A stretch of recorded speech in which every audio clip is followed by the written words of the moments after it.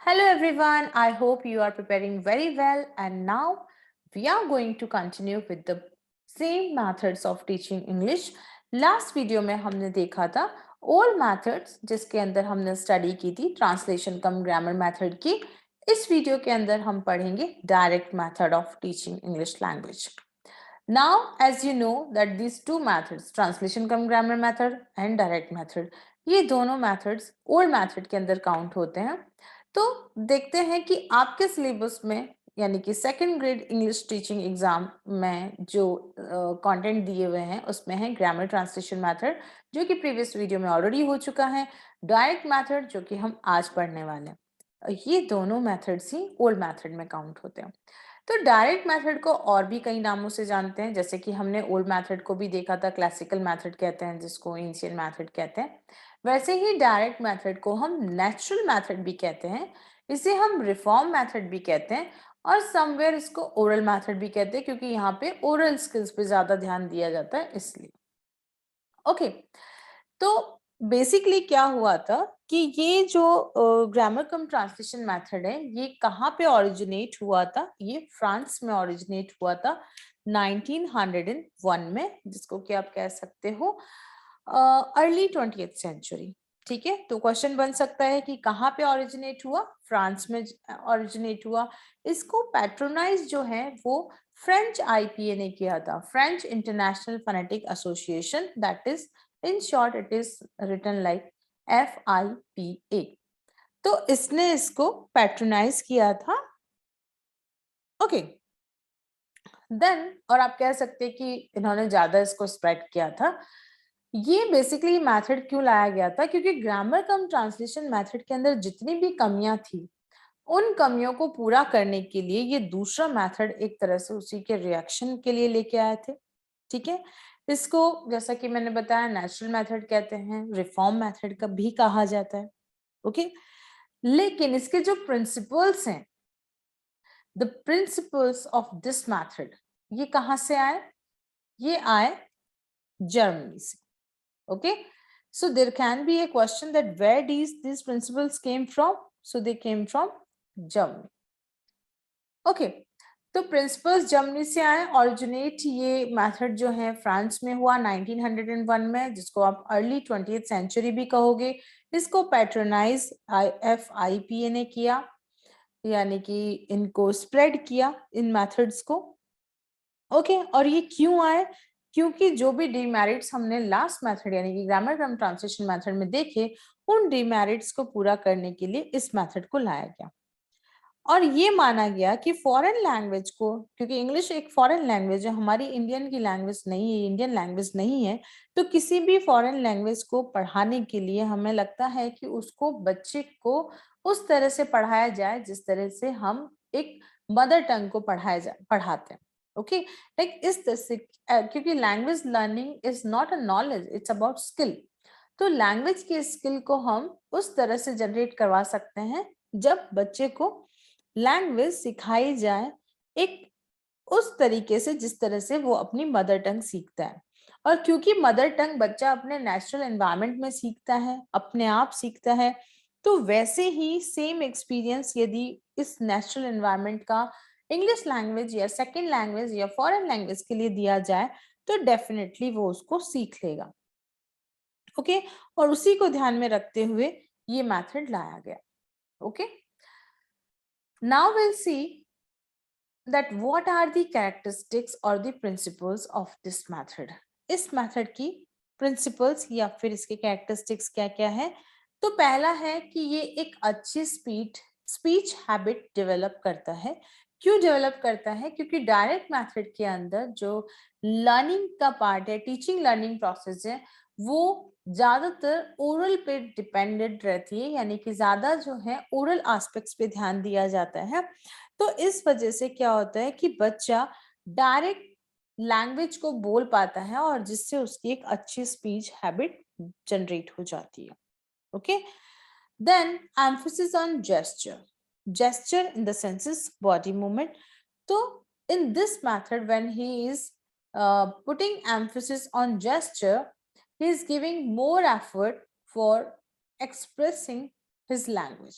है ना, लैंग्वेज को बोलने में इन अ करेक्ट जेस्चर ज्यादा ध्यान जो है वो जेस्चर पे दिया जाता है। Then it goes to concrete to abstract. Concrete वो चीजें होती है जिनको हम देख सकते हैं, ठीक है, छू सकते हैं, और एब्स्ट्रैक्ट वो चीजें जिनको हम सिर्फ महसूस कर सकते हैं। तो ये जो प्रिंसिपल है डायरेक्ट ये जो मेथड है, ये किस मैगजीन पे काम करता है? That is concrete to abstract. यहां पर सेंटेंस जो है वो यूनिट ऑफ स्पीच है। Just opposite to this, grammar translation method में वर्ड जो है उसे हम यूनिट ऑफ स्पीच मानते हैं, ठीक है।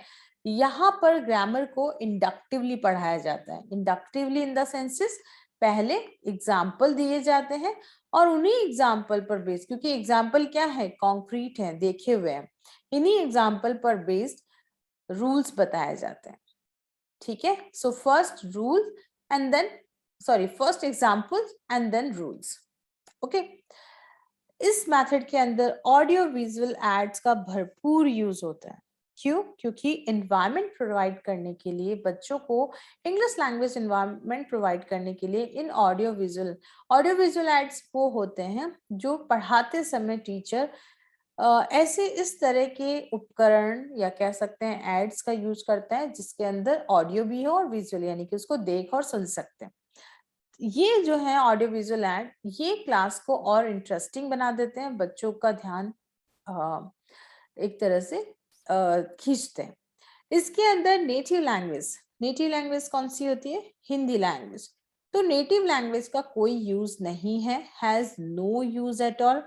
इसी के अपोजिट हमने ग्रामर ट्रांसलेशन मेथड देखा था जहां पे नेटिव लैंग्वेज का यूज किया जाता है।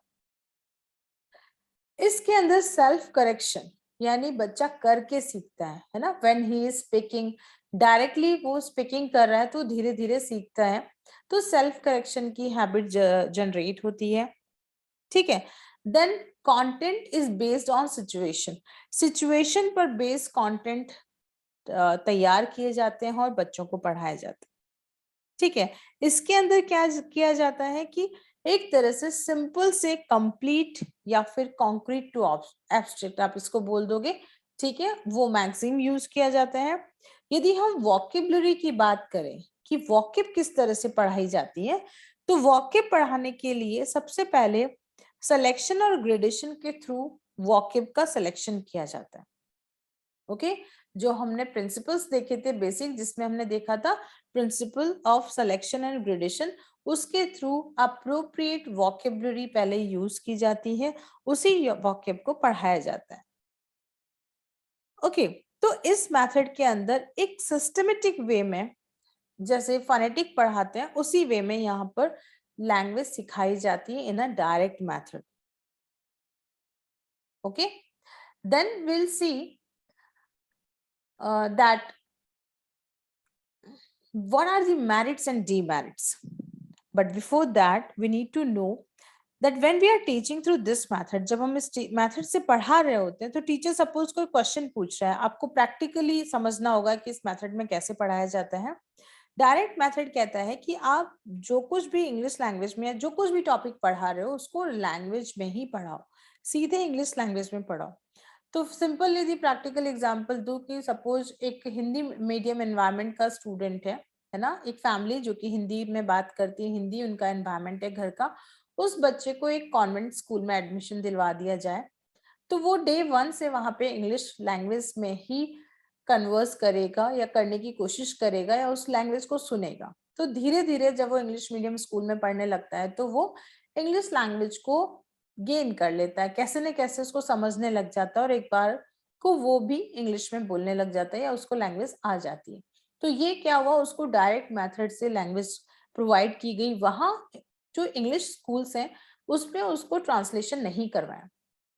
वही उसी इस फैमिली का दूसरा बच्चा यदि किसी दूसरे हिंदी मीडियम स्कूल में जाता है तो वहां पे टीचर्स सपोज इंग्लिश की बुक भी पढ़ा रहा है तो वो हिंदी में ट्रांसलेट करके पढ़ा रहा है, वहां पे ज्यादा ध्यान हिंदी लैंग्वेज पे दिया जाता है ताकि बच्चा कंटेंट को समझ पाए, ओके।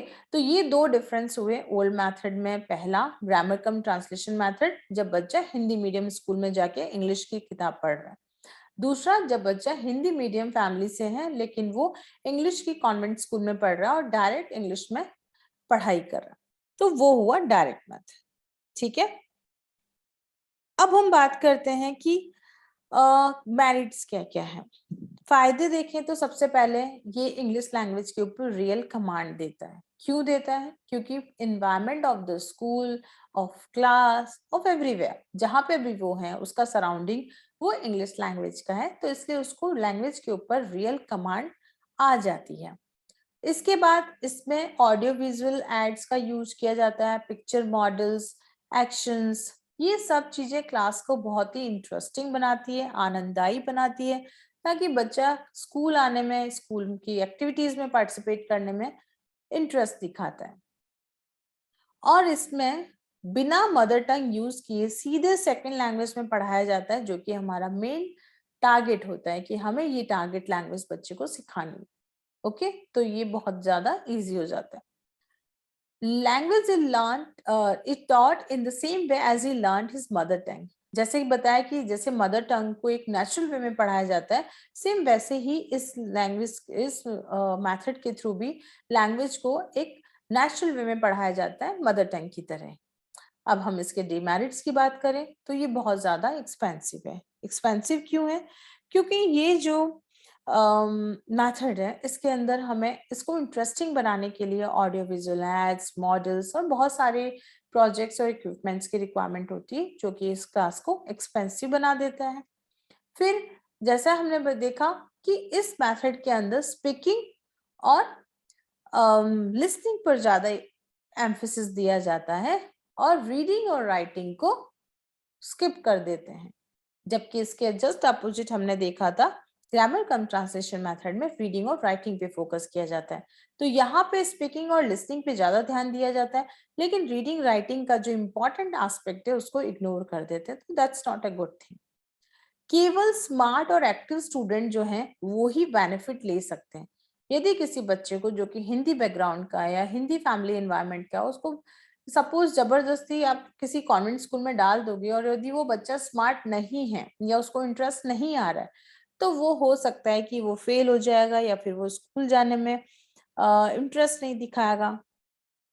ठीक है, then restriction of mother tongue in classroom is practically impossible। यदि कोई बच्चा जिसकी मदर टंग है पूरे दिन वो हिंदी लैंग्वेज बोल रहा है और स्कूल पीरियड में उसको कहो कि आप हिंदी में बात ही नहीं करोगे, इंग्लिश में ही बात करोगे, तो वो उसके लिए प्रैक्टिकली पॉसिबल नहीं होगा। ओके, वो थोड़ा टफ हो जाएगा, तो ये भी इसका डिमेरिट है। इसके अलावा कुछ और डिमेरिट्स की बात भी हम कह सकते हैं, जैसे कि ग्रामर की बात करें तो ग्रामर जो कि इतना ज्यादा इम्पोर्टेंट है ना, उसको यहाँ पे डायरेक्ट मेथड में एक सिस्टमेटिक वे में नहीं पढ़ाते। जैसे हमने देखा ग्रामर कम ट्रांसलेशन मेथड में पहले ग्रामर को एक अलग वे में, एक अलग तरीके से उसके रूल्स बताए जाते हैं, उसको एक्सप्लेन किया जाता है, लेकिन यहाँ पे बच्चा डायरेक्ट लैंग्वेज बोलते बोलते ही सीखता है, तो उसका कोई सिस्टमेटिक वे नहीं है पढ़ाने का। ठीक है, जैसा कि हमने बताया कि रीडिंग राइटिंग को इग्नोर कर देता है। इसमें ये भी है कि कभी कभी क्या होता है, बच्चे को ऐसे एनवायरनमेंट में फिक्स करना या उसको फिट करना, ऐसे एनवायरनमेंट में लाना थोड़ा सा मुश्किल हो जाता है। फिर एक रियल लाइफ सिचुएशन में पढ़ाया जाता है, तो रियल लाइफ सिचुएशन क्रिएट करना क्लासरूम के अंदर कुछ आसान नहीं है, वो भी एक टफ है ना। फिर देख सकते हैं कि यहाँ पर ज्यादा अप्रोच जो है वो ऑरल ओरल पे दिया जाता है ना, यानी कि लिसनिंग और स्पीकिंग। इस लिसनिंग स्पीकिंग को ही आप बोलोगे speaking in the senses oral, sorry, this is oral and listening is audio we can say oral। ठीक है, तो oral oral पे ज्यादा ध्यान दिया जाता है, जो कि कभी कभी रीडिंग राइटिंग के बिना अधूरा है, क्योंकि लैंग्वेज की चारों स्किल्स पढ़ाना बहुत जरूरी है। ओके, इंडिया की बात करें तो इस तरह के ट्रेन टीचर जो हमें इस मेथड से पढ़ा पाए, डायरेक्ट मेथड से, वो बहुत कम है।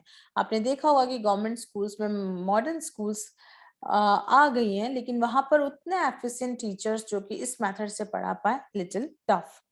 ओके, कुछ लोगों को, कुछ स्कॉलर्स को लगता है कि ये जो मेथड है वो एक तरह से बच्चों के अंदर थिंकिंग प्रोसेस को इनिशिएट नहीं कर पाता है, क्योंकि ये उनके साथ जबरदस्ती हो जाती है कि उनको उस लैंग्वेज में बोलना पड़ता है, चाहे वो उनको आए या ना आए। तो ये भी एक डिमेरिट्स है, क्योंकि उससे बच्चों को इंटरेस्ट लूज होता है।